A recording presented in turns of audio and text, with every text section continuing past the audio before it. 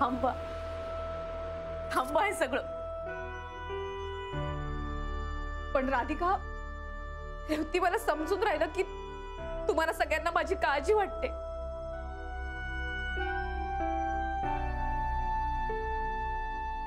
पण आता आम्हाला दोघांना एकटं सोडा.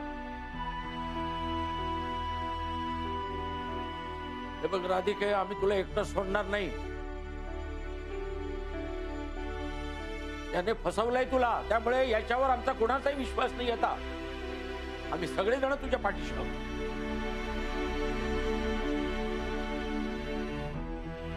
दादाजी, नाही, मला समजून राहिलं. तुम्ही सगळेजण माझी आपली माणसं आहात. बाहेरच्या माणसांसारखं तुम्ही नेहमी माझ्या पाठीशी उभे राहाल. पण शेवटी किती झालं तरी बाहेर सोडून सासरी गेलेल्या पोरीला आपापला संसार नीट सांभाळावा लागतोच ना. आता माझ्या घरात हे जे काही होऊन बसले, यात चूक कोणाची का असेल, पण मलाच निस्तारावं लागेल. पण त्याकरता तुम्ही तुमचा अपमान नका करून घेऊ.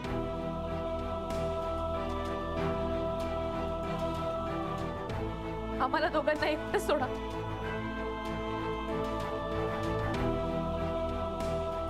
प्लीज,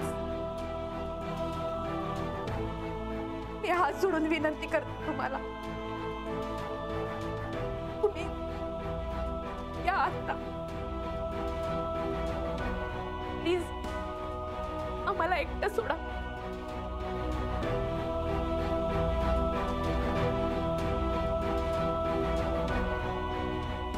तिने सांगितलेलं कळत नाहीये का की मी वेगळ्या शब्दात सांगू? निघा आता.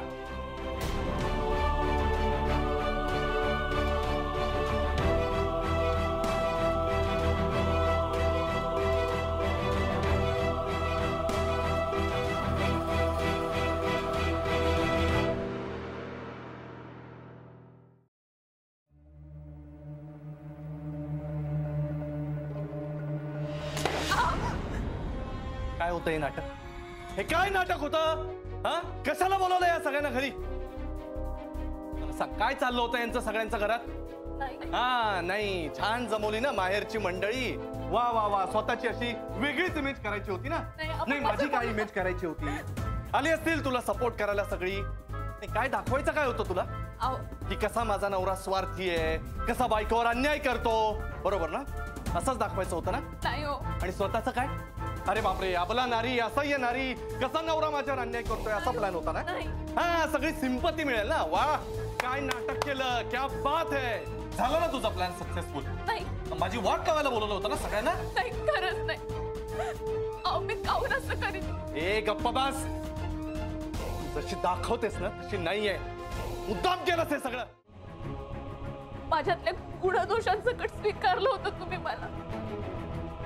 आणि मग आता परिस्थिती बदलली आहे राधिका. ते मुळात कसं आहे ना, माणूस जेव्हा प्रेमात पडतो ना तेव्हा तो आंधळाच असतो.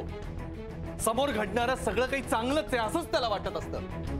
जेव्हा लग्न होतं ना तेव्हा कळतं आपल्याला जे सगळं चांगलं वाटत होतं ते मुळात किती वाईट आहे आणि आपण किती मोठी चूक केली आहे.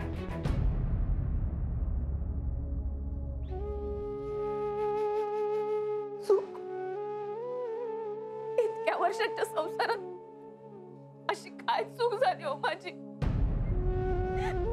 कुठे कमी पडलीये मी? कमी नाही, मागे पडलीस तू. खूप मागे पडलीस. आणि मी फार पुढे निघून गेलो. तुला सुधारायचंच नव्हतं तर मी तरी काय करू?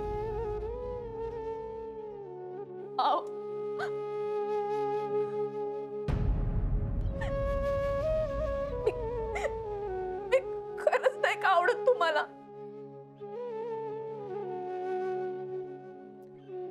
नाही, स्पष्टच सांगायचं तर तू मला अजिबात आवडत नाहीस.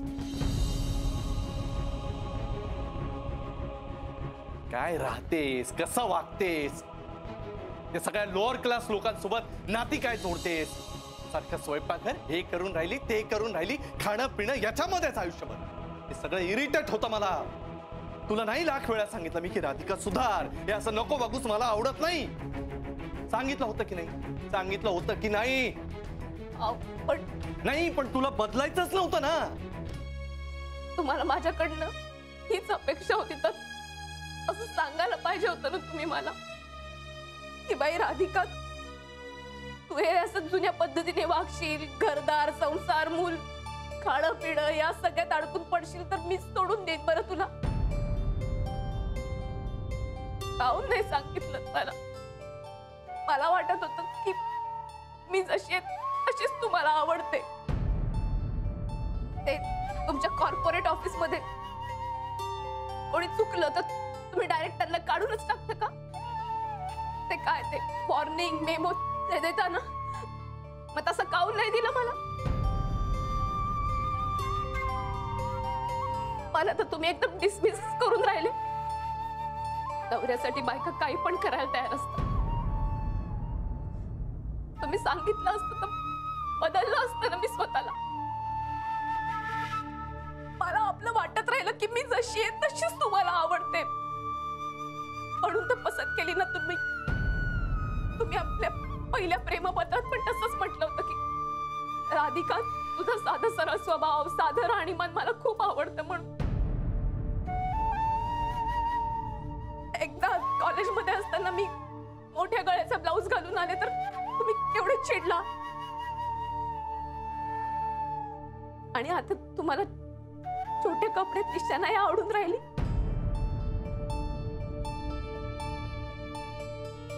आता तुमची आवड बदलली हे मला कसं कळेल? हो, सगळं सांगायलाच हवं का?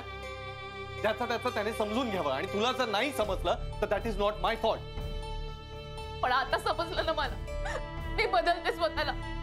तुम्हाला जशी हवी तसं बनण्याचा प्रयत्न करेन मी, पण असं मला सोडून दुसऱ्या पोरीचा विचार करू नका. एक बाई सगळं सहन करू शकते, पण तिचा नवरा तिला सोडून दुसऱ्या कोणाचा तरी विचार करतोय हे नाही हो सहन करू शकत ती. तिचा तिचा अभिमान दुखावतो, अपमान असतो तो तिचा.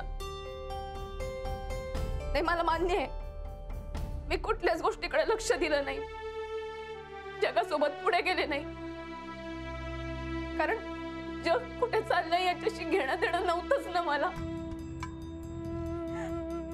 मी तुम्हालाच माझं जग समजत होती. कदाचित इथेच कमी पडले का मी? हो, कमी पडलीच आहेस तू राधिका, आणि यासाठी सर्वस्वी तूच जबाबदार आहेस राधिका. यात आता मी काही करू शकत नाही. नाही हो, असं नका बोलू. माझं ऐका ना. काही ऐकण्यासारखं राहिलेलं नाही आता राधिका. सगळं झालेलं आहे आपलं बोलणं. जी फॅक्ट आहे ती ऍक्सेप्ट करायला हवी तू. मला तू आवडत नाही.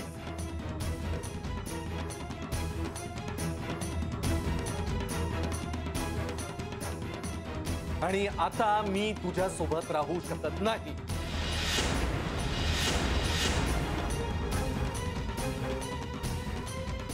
नाही हो, असं नका बोल. तुम्ही खोटं बोलताय. ऐकून तरी घ्या माझं. राधिका गप्पा बस. नाही, हात सोड राधिका. ऐका ना मला काही ऐकायचं नाही. बस ऐका ना तुम्ही चल काय? माझं ऐकून तरी घ्या. ऐका ना माझं. राधिका माझा हात सोड. नाही, माझं ऐकून घ्या. राधिका हात सोड.